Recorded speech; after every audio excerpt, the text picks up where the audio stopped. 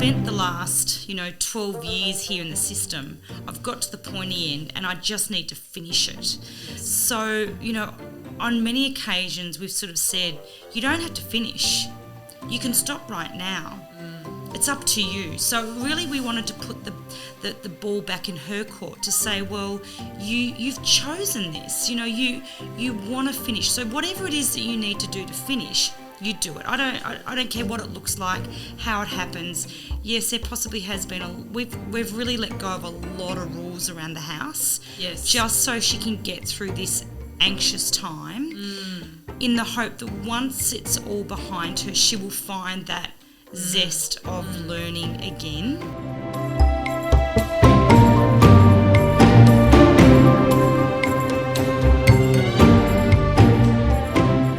Hello and welcome to another Alchemising Education podcast, spin-off / ugly child of Faark the Shoulds, or as a stepchild. I'm not sure how we actually phrase that, Curious Quinn, but Curious Quinn is here for another conversation on Alchemising Education. Welcome. Thank you. No, it's a great topic of conversation. I love it. Well, I mean, we always have a beautiful conversation, don't we? We do. Yeah. And we were really aware that we were big fans of talking over each other and a lot of ahas last time. So I just want our beautiful Quanta folks out there to know that we are spirit fingering. That sounds so dirty. Me, miss. My turn, please, miss. If only you could see my fingers. Well, I always think of Bring It On when I hear of spirit fingers, and that's quite a funny reference. But we're gonna do some conscious listening as we do in our women's circles. If people are part of those sort of beautiful gatherings of really holding space and listening, so. But the mhms and the ha-ahas, I mean, that's all about cheerleading one another too. So, aha. Aha. So today, Curious Quinn, we have come out of the gates, episode 2, and we are responding to one of the beautiful Quanta folk community who had such a reasonable question about learning traumas. So we are titling this podcast Healing the Hurts, I think. Does that feel nice to you? Perfect wording. Perfect. Healing the hurts. And I think that sometimes with the hurts, we can get a little bit too caught up in, like, what are the actual hurts? How is that feeling for the child, and getting too caught up in the detail of it. But it's about the experience of the child and the magnification of what that hurt feels like for them internally. And would you agree that most of the time, even if it's a fairly big hurt, if they can move it out of their body, then it doesn't stay with them in the same way? Absolutely. Yeah. And so by the same token, if we have these small hurts that just never get heard and have a cumulative effect within the body, what does that do for the child? I think it creates a pattern of dis-ease. And we know obviously a lot of disease is caused by dis-ease. Yeah, a lot of stress, right? So when we mentioned learning traumas in our Virgin podcast, we were really referring to, I guess, those experiences that kids have through the learning process or through the paradigm of education in that situation. And those hurts that are unanswered. And I'm not suggesting we pander to every child and every whim, because that would be a case for, clinical psychosis. Would you agree? Yeah. Totally. So when you talk about the learning traumas, and obviously I mention that because I, had that experience with the kids when they came out of school. It still took a while, but once they got out of school, they almost had a spaciousness to explain what had been happening to me. Can you tell me a bit about your experience with that? Yeah, I think, the thing about learning traumas, I think, is that, we're all individuals. We're all, we're all individual humans that we receive messages differently. Some, I just kind of feel like the system or a classroom teacher it's very difficult for them to meet everybody's needs. It's hard as a parent sometimes. I mean, if you are outnumbered and all you need is 2 children to be outnumbered as a parent, it's bloody hard to meet everyone's needs, particularly your own. Totally. So that when there's a child sitting there and there's no time or spaciousness to be able to put up your hand and say, I don't understand. I'm not sure what you mean. Can you please repeat that?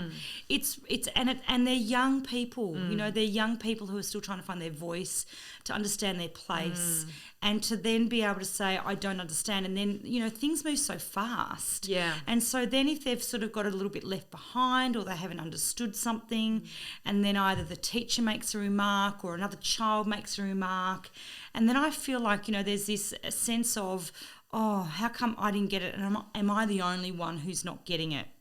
That must be such a common thought amongst kids. I mean, that was my experience in school as well. Absolutely, absolutely. And if there's no time to be able to ask questions, or if your question is so unique to you, which as we know in a lot of settings, you know, when we go anywhere and there's question time, someone will ask a question, you go, oh yeah, I had that question too. Yeah. So, you know, as we sort of say, there's no stupid question because there's love always questions. Yeah, they're so important to have.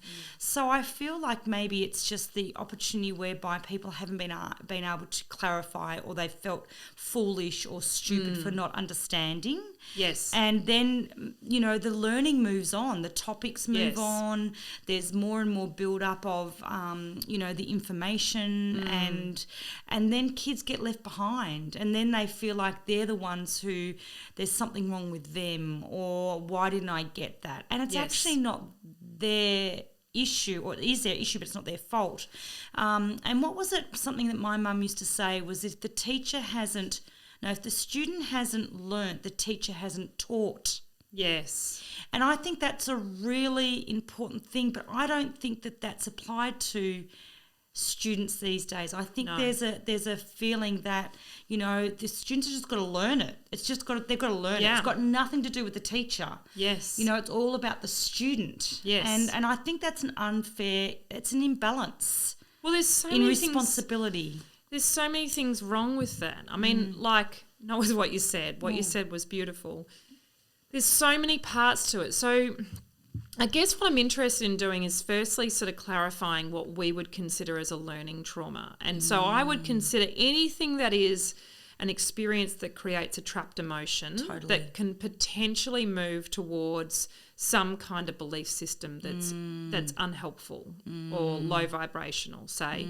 So to give an example, so those little hurts, I remember that QK4 when he was in prep, he's only ever been in prep, and then he ceased school. So he's technically still a preppy, a couple of years on. But when he was in prep, he was ready to go for a break, and he said that to the teacher, I need to go outside and run around. Teacher went, no, we're doing something else. And he went, no, I'm going outside, because he's strong-minded, of course, like McGill, nothing like me. I'm very placid. But he said, I'm going outside. Anyway, of course, he took himself outside, and then they started chasing him down, trying to find him. So then he's like a scared animal. Now, apart from the fact that snowballed out of control in a way that they were concerned he'd left the property, and I'm like, the only reason he ran was you chased him. Like kids don't go anywhere when they run away. They really don't. They run around the corner. They observe their surroundings. Once they have spaciousness, they're fine. They actually still want to feel safe. So people that chase kids that think they're going to run out into road, the only reason, generally speaking, they run away is because they have that thing of being chased and being fearful. Anyway, I digress. The point is that he went and wanted to create space for himself, and it got bigger than Ben-Hur. And all that needed to happen in that moment was he needed to be able to run outside, move his body, which was probably a way of integrating what he'd learned, because, you know, our chiropractor would constantly say, do Superman arms at home. I don't know if the listeners have done that before, but basically you get your kids on one of those big exercise yoga balls, and you get them running their arms and legs in opposition, right? And it's about integrating the left and right brain. So that's one thing, okay? And that's about kids being able to integrate what they're learning. So I think intuitively, young kids know that stuff. Like they learn for a while and then they get up and go, oh, crap, I'm going to move my body around. Now, what's happening from a physical or biochemical level is they're integrating information. The left and right hemispheres are talking to each other and it's going, brilliant, great, put that information in this filing cabinet, put these tags on it, we'll find it this way later on. So that's one learning trauma. And that was, I thought, really articulate of him when he described that, because I was like, I can see why you want to do that. And then I can see the efficiency of the system went, nah, doesn't suit. We've got 24 other kids that need to also be supervised. I'm one person. I'm super stretched already. Plus, I have all these things I have to hit in order for me to be successful as a teacher. So then you look at the way the system is set up with its efficiencies. And I appreciate that systems have efficiencies. That's the whole point of having a system. Otherwise, life would be a free-for-all, right? But then I also think about how we have set children's lives up with how overcommitted they are. It's my personal opinion, children are way too committed these days. They go to school, which is basically their full-time job because they need more sleep.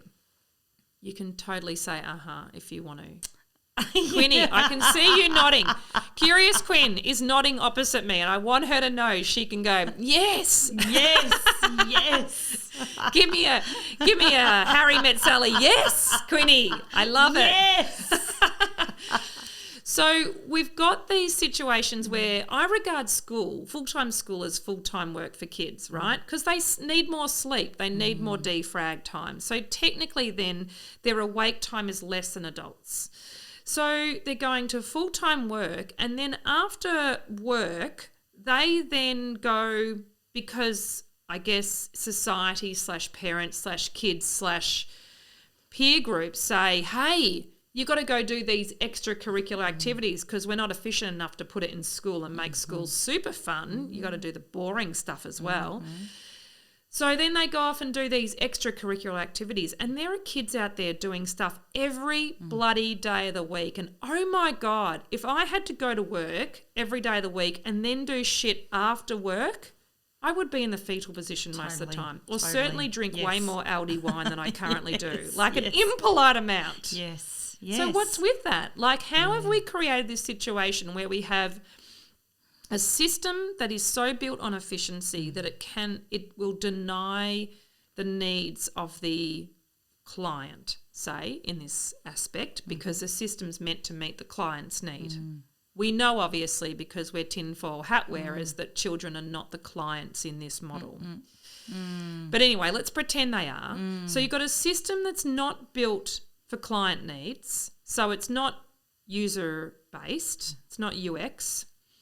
Then you've got this society that supports this over-scheduling of children in the false belief system that this is how we provide them with the most extraordinary opportunities, where you get them doing karate on a Monday, dance on a Tuesday, drama on a Wednesday, cooking on a Thursday, and bloody art on a Friday. Yes. And then maybe something on the weekend as well.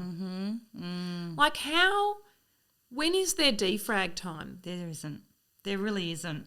And I think it's just that we just have this expectation that our kids need to learn everything now. Yes. That they have to have all these experiences now. Yes. And that they can't have it in 10 years' time or in 20 years' time. I feel like because there is a smorgasbord of opportunities, there's then this competitiveness, or there's this keeping up with the Joneses to try and make sure that, you know, my child's doing this. And there's also the parents who are talking about it. Yes. So then there's this comparison of, oh my gosh, they're doing this and they're doing that. And is my child going to miss out if they don't do this? Are they going to get left behind? Yes. Is there something wrong with my child? Yes. So all of these opportunities that have been put onto this smorgasbord, suddenly there's this overwhelm that we need to be giving this to our children while they're young to help them discover what their skill set is, or what their capabilities are, or where their geniuses lie. And I think that's where the overwhelm comes in as well, because, you know, a lot of kids nowadays who are facing overwhelm, anxiety, maybe leading into sort of depression and other illnesses is as a result of this complete overwhelm of the expectation that's placed upon them, as you said, through school. Yes. And I think about the preppies, and the preppies when they first start school, they have 2 days and then a day off in the middle of the week, and then they have 2 days. And I used to think that was perfect. And then they suddenly, by the end of the term or whenever it is, they decide that they have to go 3 days. So they recognise that it's a big ask. Yes. But why don't they do that the entire year? Yes. There's just this, as we know, these children are so heavily scheduled and have so much structure in their life that they then don't know how to exist without that structure in their life. Yes. So what we're creating is these children who are, I don't know, maybe just really good at following rules and following structure and following systems and doing what they're told and living up to the expectations of those beyond their own, self. Yes. Awareness. Left wanting all the time. Never sated. Wanting, yes, all the time, and always feeling like they have to strive for more, Correct. Like, when they're in primary school or when they're at kindergarten, we're preparing them for primary school. Then when they're in primary school, we're preparing them for high school. Then when they're in high school, we're preparing them for university. And you're kind of going, at what point do they get to discover in their own time what they love to do? There's no flexibility there. There's no time for curiosity. There's no time for creativity. As we know, boredom is one of the greatest lessons in life. Being bored. I mean, you've seen it with the kids. Yes. When they go through the transition of being in school to going out of school and there's that unschooling process, they get bored and then they go, oh, I might go and read a book on that now, or I might go and try and discover how do I make that out of the sticks in the garden, or they then start to follow their own intuitive desires rather than this programmed process that's out there for them, and all the extracurricular activities, as you know, that are on a smorgasbord for them, and the parents go, oh, well, all the other kids are doing that, and if they're not doing, if mine aren't doing that, am I a bad parent, or am I not giving them the opportunities like everybody else, or they get to get left behind? Oh, isn't that just the Achilles heel? Yeah. I think that's something that I have so comprehensively embraced with Faarking as a should. You have. That idea of being left behind. Absolutely. Because one of the things that I became acutely aware of, and it really ties into the learning traumas, is that QuantIKid 1, we pushed on the reading thing, like big time. And that would probably strike you as amusing now, because that kid can't go down to the shops without some bloody thick 2-inch book with the tiniest writing that I would definitely need glasses for, even though my vision is perfect, as we've discussed. So the whole thing is that this kid we pushed, and this is the learning traumas I'm talking about, because we delayed his joy of reading by pushing that. We pushed it in prep, we pushed it in grade 1, we pushed it in grade 2, and at some point, McGill is an ex-teacher. I don't know if many people know that about him. But he's an ex-teacher, which makes him not a great co-parent in this sense, because he'd go after work and then he'd come home and be going, Jodi, you should be, and I'm like, well, I didn't have a language around shoulds back then, but I tell you, I did subconsciously. Tell him what you thought. Oh, yeah, you can imagine. I'd be like, pour me a wine, dear. This is not going to go well for you otherwise. But it was that thing of, you've got to be doing this with him. And I'm like, I'm not doing it with him. We just bloody fight all the time. And at that stage, QK1 in grade 1, we had 3 kids at that stage, and QK3 was little, and you're bloody busy. You're so busy at that time. I'm just like, it cannot be worth it. There's something wrong with this equation. And so I was happy to regard myself as a parent fail in those situations, because I just said to McGill, bugger it, I'm not doing it. You work full time, you can complain as much as you want, but I'm not doing it. It sucks he hates it, I hate it, and there's other kids. And it's too much. So I was happy just to go, look, I just suck at this parenting thing, so let's just hope that they get a nice jail cell when they end up there, right? Because it's all about being outrageous. Anyway, of course, zoom forward a few years, and that genius, it was genius. It was a genius moment of pulling back and going, I'm not doing that shit anymore. I'm not forcing it. I'm not forcing the words, the 100 words or whatever they do. All those things are golden words, red words, green words, blue words, blah, blah, blah, blah, blah. All the words. I'm pulling back from that and I'm not doing any of that. Just let the whole thing go. And then QK1 hit grade 4 and discovered Harry Potter.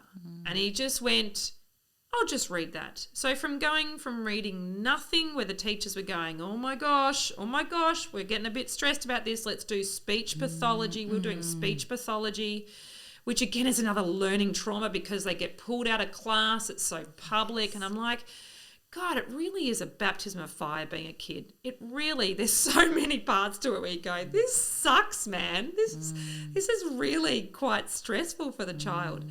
Anyway, doing speechy. Eventually, he just started reading because he was so interested. And that kid has not put books down since.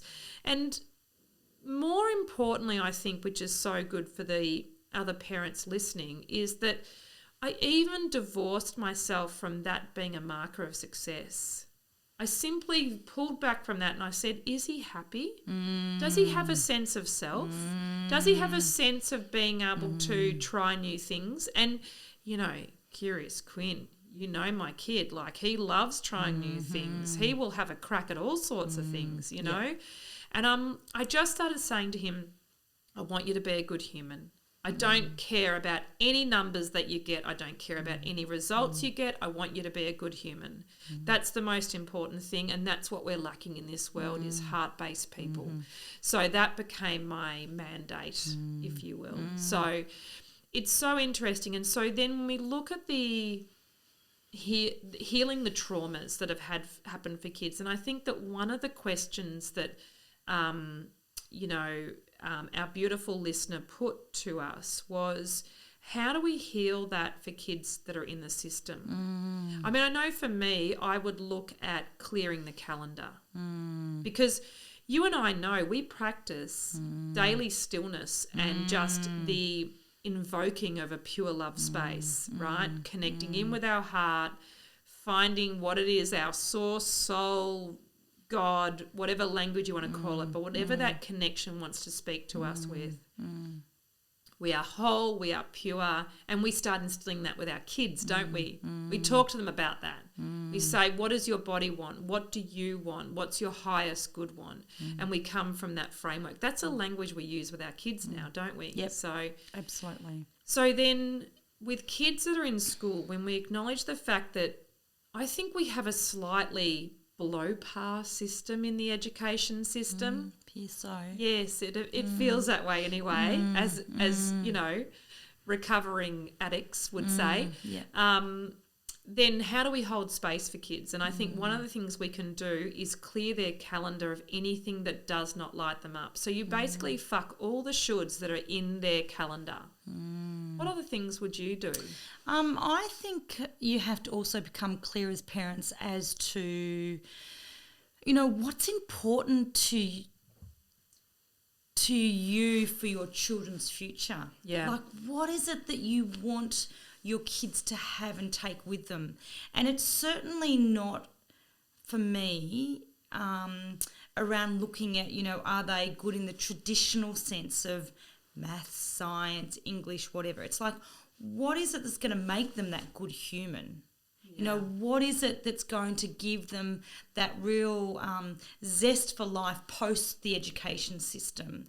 And what's going to help them integrate in with other people and integrate with their community, and is going to give them experiences that are going to make them feel confident about who they are.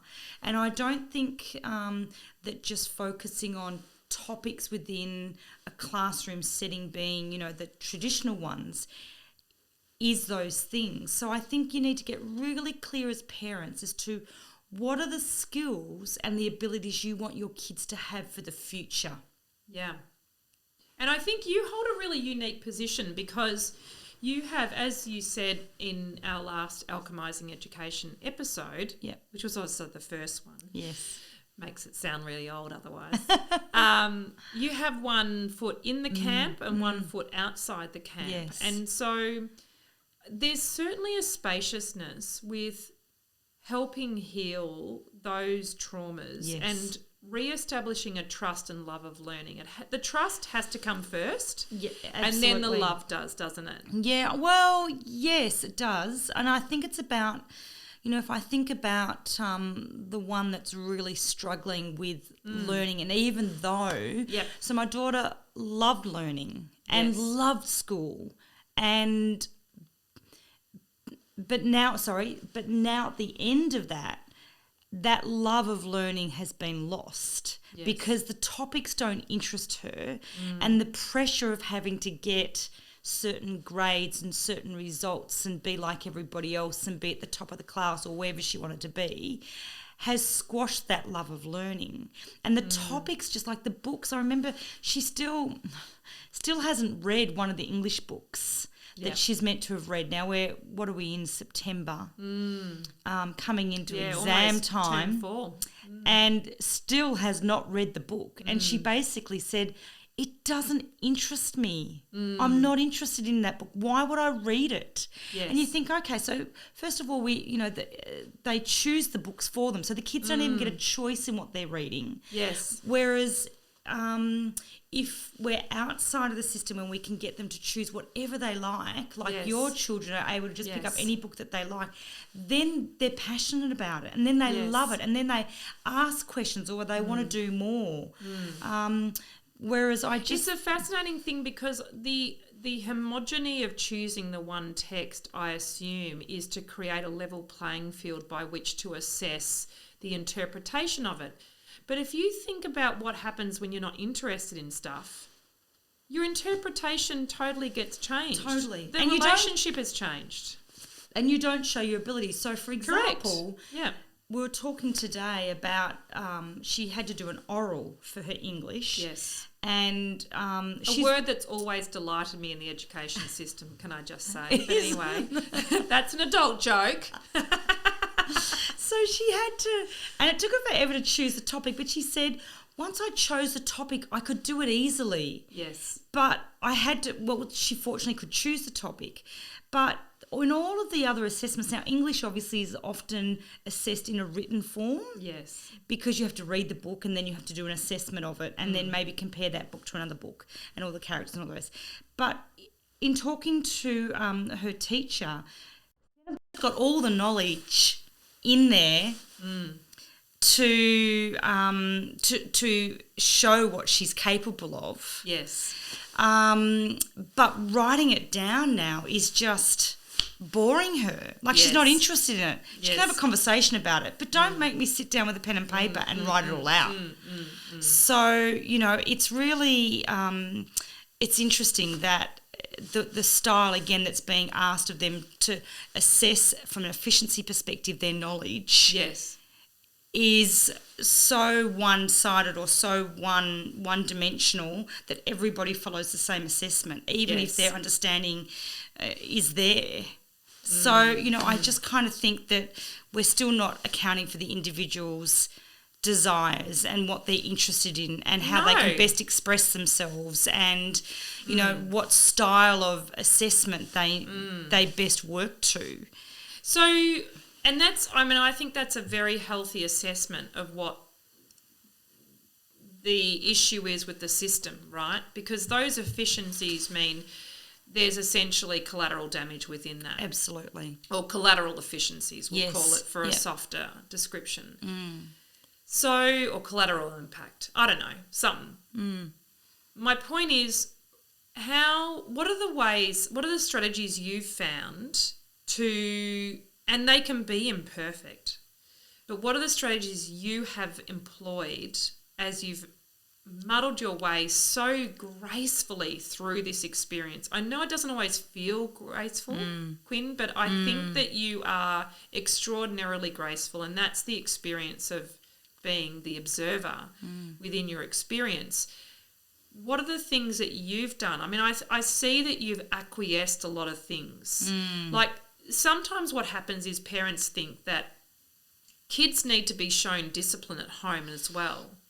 Discipline in the punishment sense, not in the to educate sense, which is what discipline means. Discipline is to be a disciple of, correct? So it is to learn. But what we think now is it's been completely bastardised as a vernacular within society, that it's all about having basically the big stick and you conform.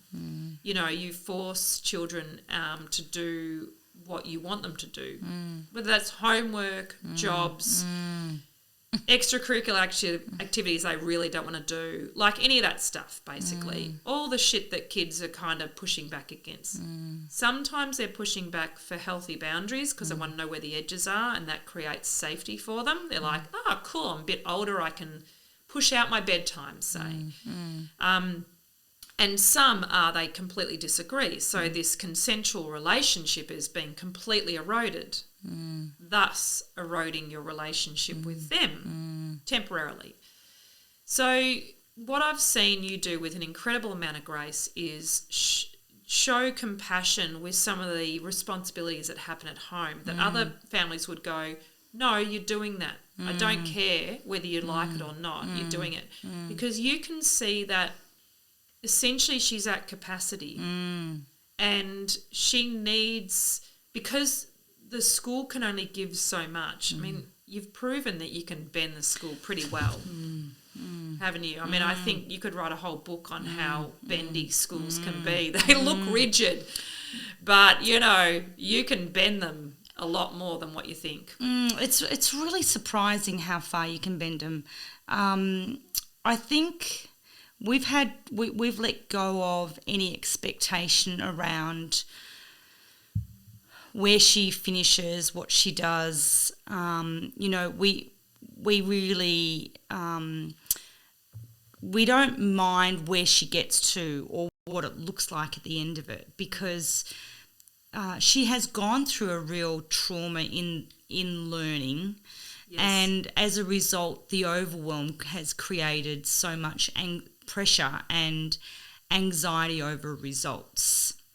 And school ultimately is all about a result, and it's a moment in time, but her love of learning must be restored. And I think that that's what you've turned your attention to. And I think that it could really give a lot of confidence to parents out there, particularly parents of children in the school system who look for external sources to moderate or control their child's behaviour instead of really looking at the child and titrating life to work for them. And I think that's what you guys have done in such a beautiful way. It's just, it's so breathtaking, the capacity that's been shown, but it's also really encouraging, because for parents like me who really have got an easier pathway by pulling the kids out of school, there's no pushing against a situation where they don't want to be there. Well, it's been interesting because she definitely wanted to continue with school even though it was causing her enormous anxiety. Yes. And even though she was disengaged, for her it is about, I've spent the last, 12 years here in the system. I've got to the pointy end and I just need to finish it. Yes. So, on many occasions we've sort of said, you don't have to finish. You can stop right now.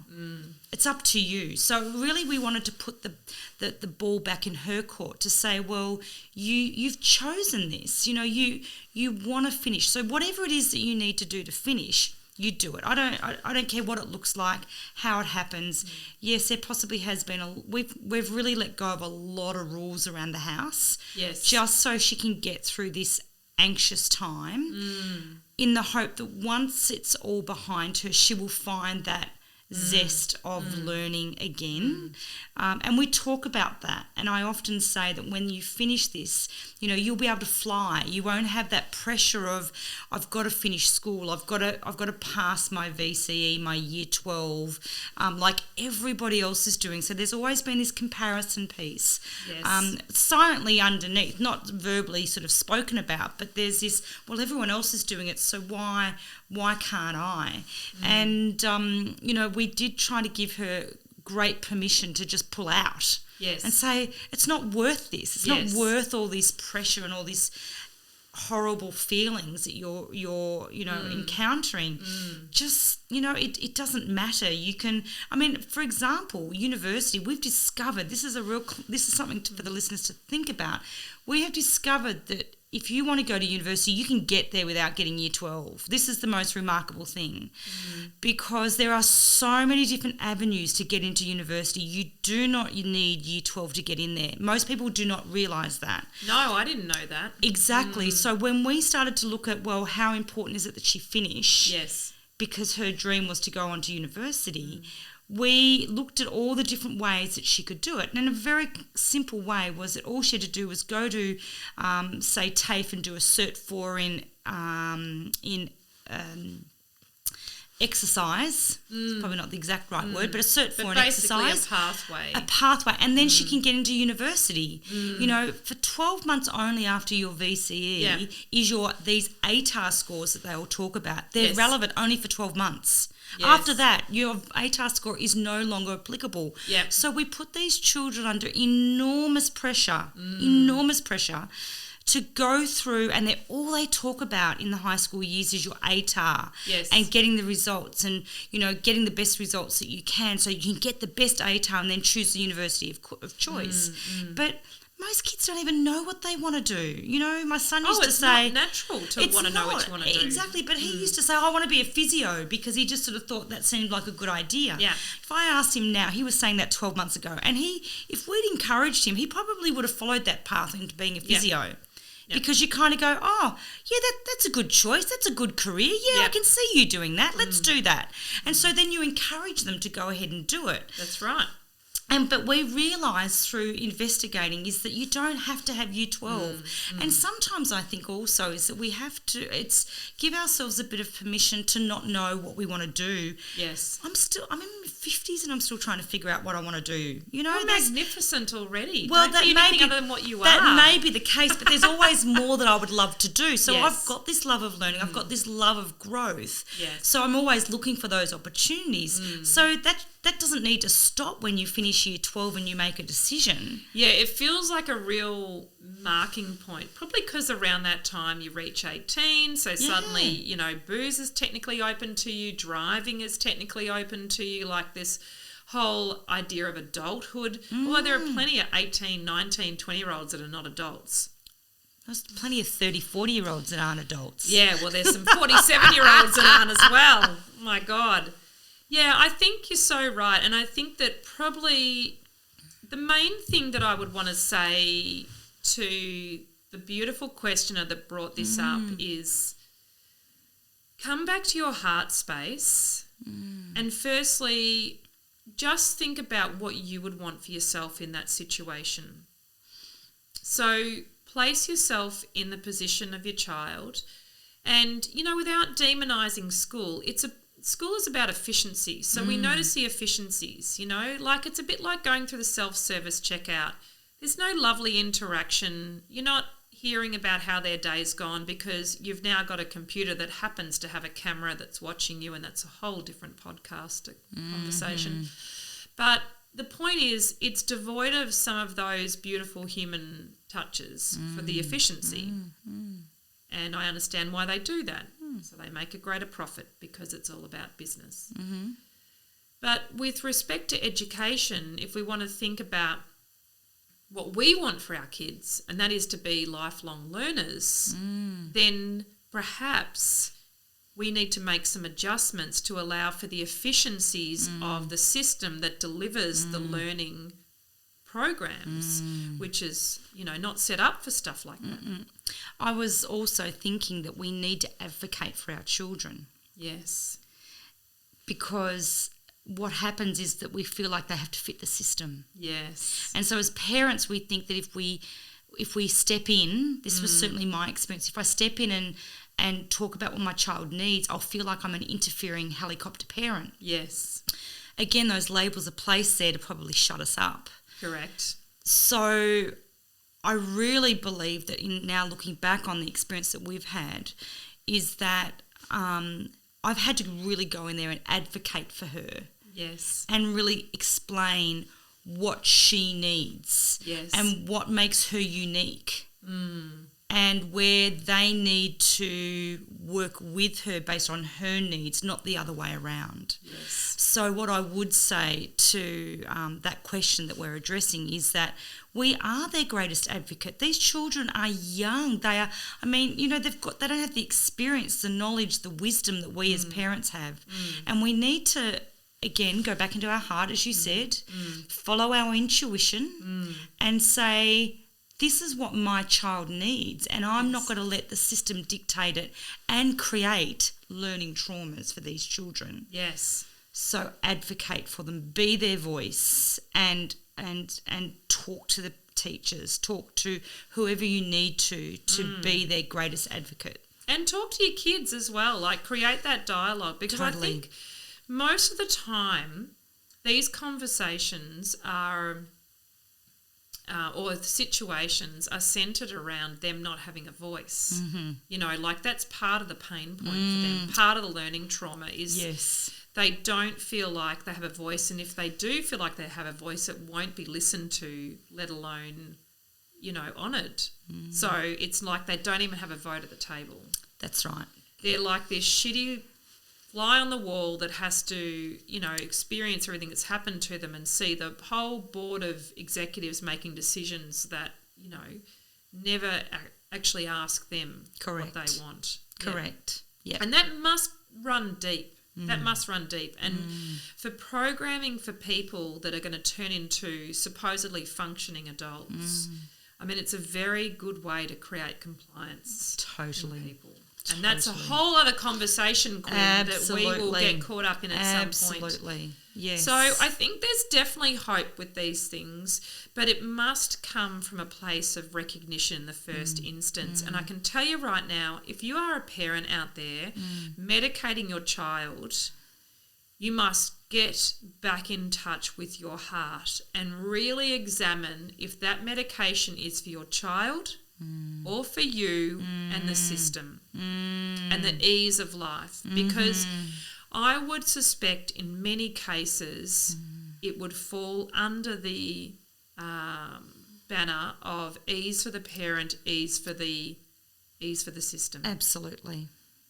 And that's a pretty shitty reason to medicate your child, So do look at those hard things, because at some point you may be faced with the situation of exactly how desperate does this child need to be to get my attention. And I know that you have stared that black devil in the face, Quinn. You have been there and you have fronted up and, you have shown enormous capacity. And that may be a shining light for people, that there is a way forward in these situations. But let's leave our listeners with a bit of hope. Totally. Well, it's about connecting in with the kids. It's about listening to them and allowing them on the home front to have a voice. Yes. As you said. Yes. Listen to what they need. Get them to sort of start talking about it at home, and so that then they can take that skill set back into whatever environment they happen to be in. We still can't ask that the education system replace what we have to teach our children. Yes, it doesn't exonerate us. It doesn't exonerate us as parents at all. No. We still have a role to play, and we are their greatest teacher. Yes. As they are for us as well. Wow, However, I know. Gosh. Yes. But, we are their greatest teacher. Yes. And I think a lot of parents just give that away to the education system without realising that they're a really powerful teacher themselves. That's right. To teach. And the restitution is fast. I think that's the other thing I want to leave with people is that once kids wanted trust in their safe environment, and families generally are the safe environment. Yes. And that restitution happens breathtakingly quickly. So they only need a couple of quick examples that they are going to be held in space, listened to, honoured, not necessarily given what they want. Kids don't want that. They just want to be heard. Yes. Not necessarily given into. Correct. But just heard. Yes. And when that happens, yes, the restitution is swift and it is comprehensive and it is lasting. So take that to the bank. Oh. Let's continue this conversation another time. Absolutely. Quinn, as always, Thank you, a delight delight to talk to you, curious one. I love it. I love hearing your wisdom, and it's constantly a source of... Well, we're always learning, aren't we are, but you just do it with honours. Oh, well, we're all doing our best, and we do need to remember that we're not going to always get it right. But so long as we're doing it with love and not fear, yes, then we can't ever go wrong. Yes, and right doesn't mean wrong anyway. No, I mean 50% is a pass. Yes. Go for a pass. Yes, go for a pass. Be well, Quanta folks. Until next time. See you soon.